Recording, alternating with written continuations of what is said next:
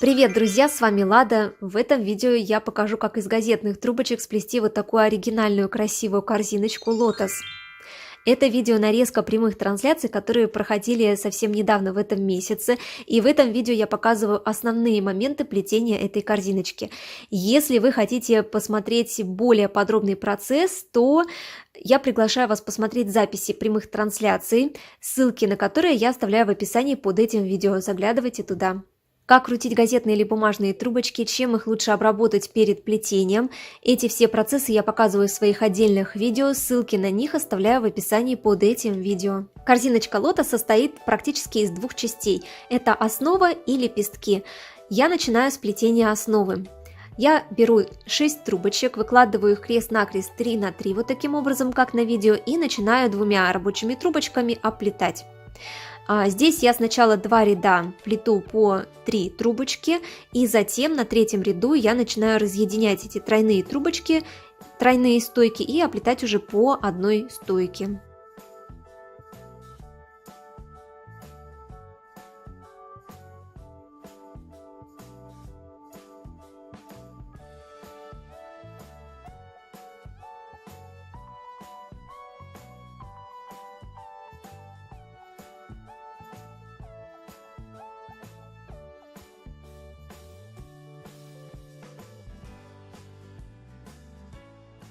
Когда я проплела в общей сложности 7 рядов, в каждой имеющейся стойке я добавляю по одной стойке, и получаются у меня двойные стойки.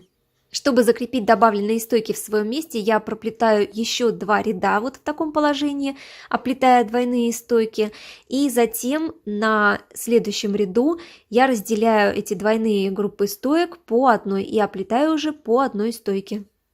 А в этом кадре я как раз показываю, где у меня получается такое небольшое отверстие. Посмотрите, это где мы с вами разъединяем стоечки по одной.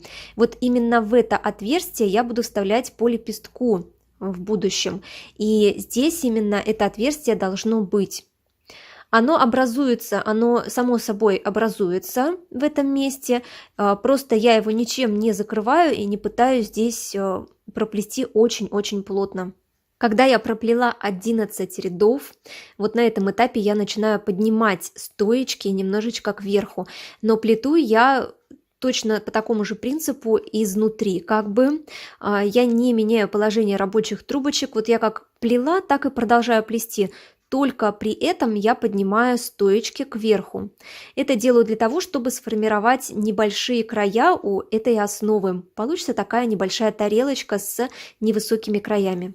По сути, в плетении этой корзиночки нет ничего сложного, но есть моменты, на которые стоит обратить внимание. Во-первых, эти отверстия, которые я показывала, которые образуются у нас при переходе на плетение следующего ряда, когда мы раздвигаем стойки по одной.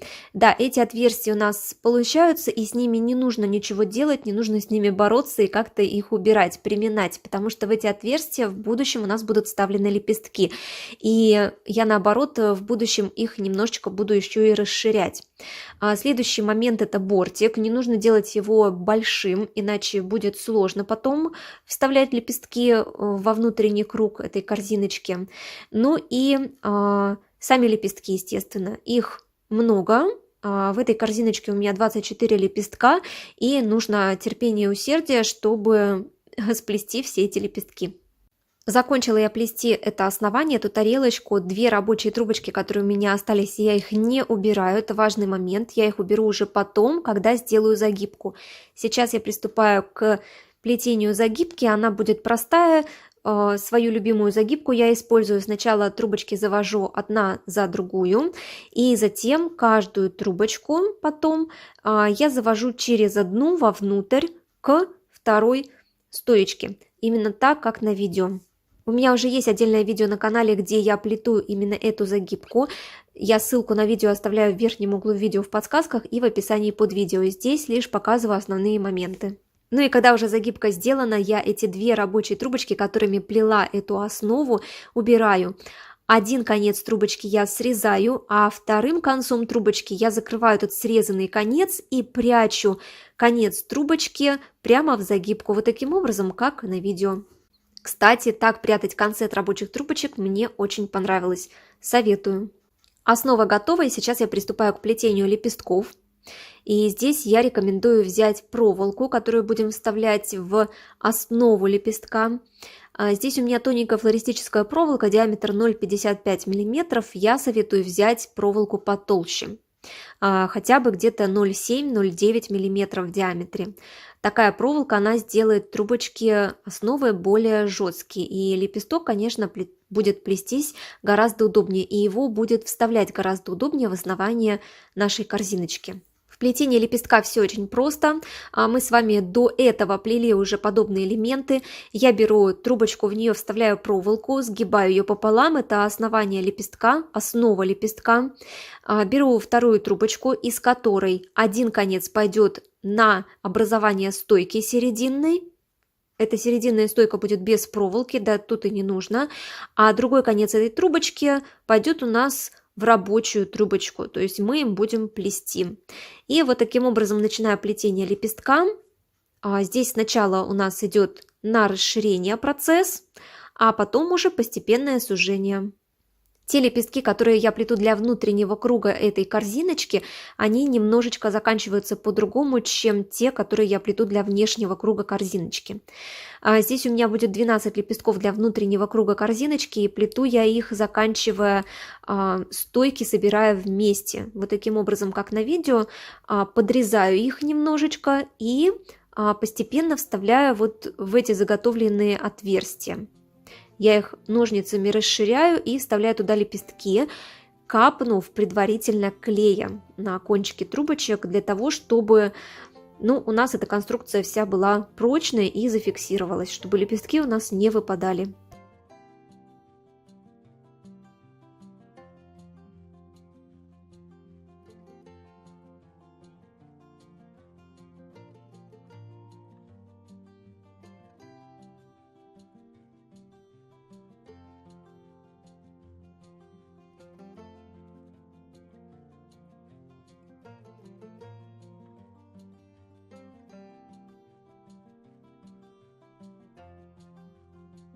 Когда у меня готов внутренний круг корзиночки, все лепестки на своем месте, я приступаю к плетению лепестков для внешнего круга корзиночки. И буду я их вставлять вот в эти отверстия у загибки.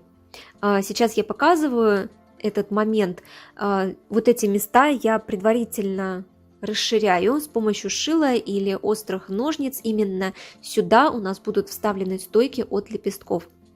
Ну и лепестки для внешнего круга корзиночки, они плетутся точно таким же образом, как и для внутреннего круга корзиночки. Это одни и те же лепестки, только заканчиваются они немножечко по-другому.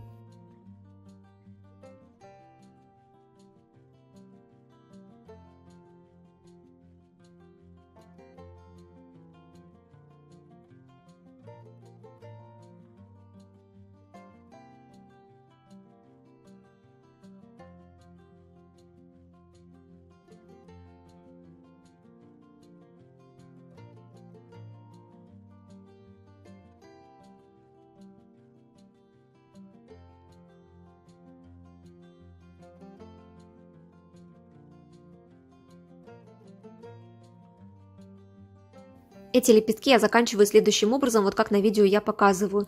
Я стойки лепестка не собираю в кучу, они у меня как стояли на месте подаль друг от друга, так и находятся. Я их оставляю. Единственное, что боковые стоечки я подрезаю под наклоном, чтобы их удобнее было вставлять в подготовленные места, а серединную стойку я срезаю полностью. Ну и рабочую трубочку, которую я плела лепесток, оставляю также в стороне и подрезаю ее под основание стойки, можно сказать.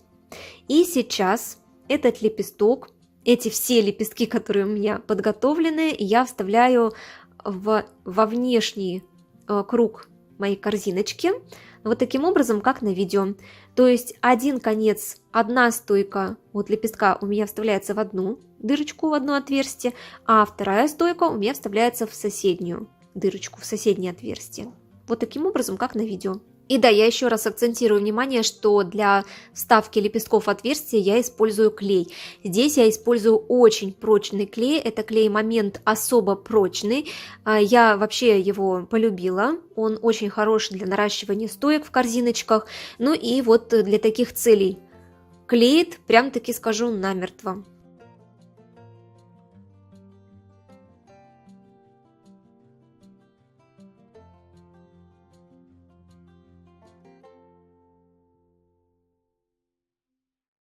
На палитру выложила белую эмаль и красную акриловую краску.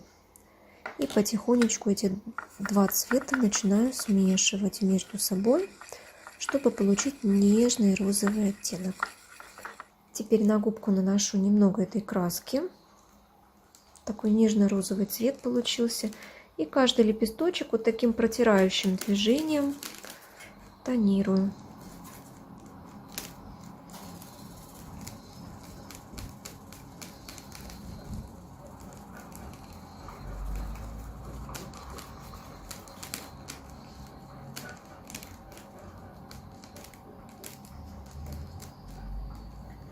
И захотела чуть больше выделить кончики лепестков. Немного добавила красной акриловой краски. Опять же, ее смешала с белой, но белой добавила в этот раз поменьше. И вот таким движением протираю кончик лепестка. Очень-очень легким движением.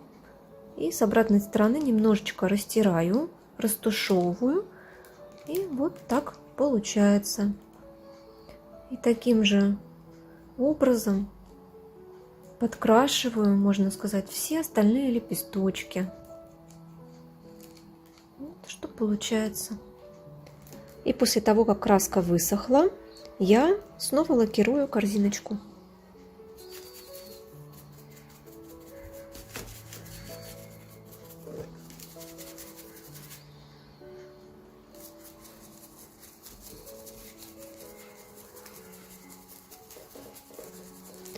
Лакирую каждый лепесточек с внешней и с внутренней стороны, чтобы эта корзиночка у нас не боялась ни сырости, ни влаги, чтобы ее можно было протирать влажной тряпкой от грязи.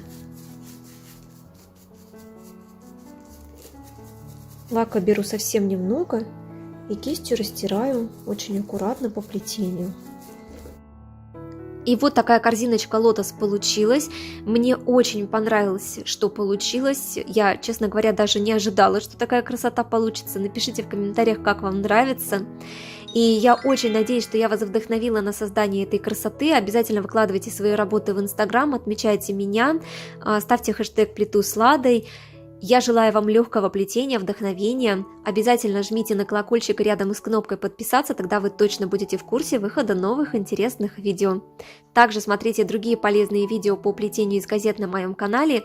Легкого плетения, вдохновения. Увидимся очень скоро в следующих видео и трансляциях. Пока-пока!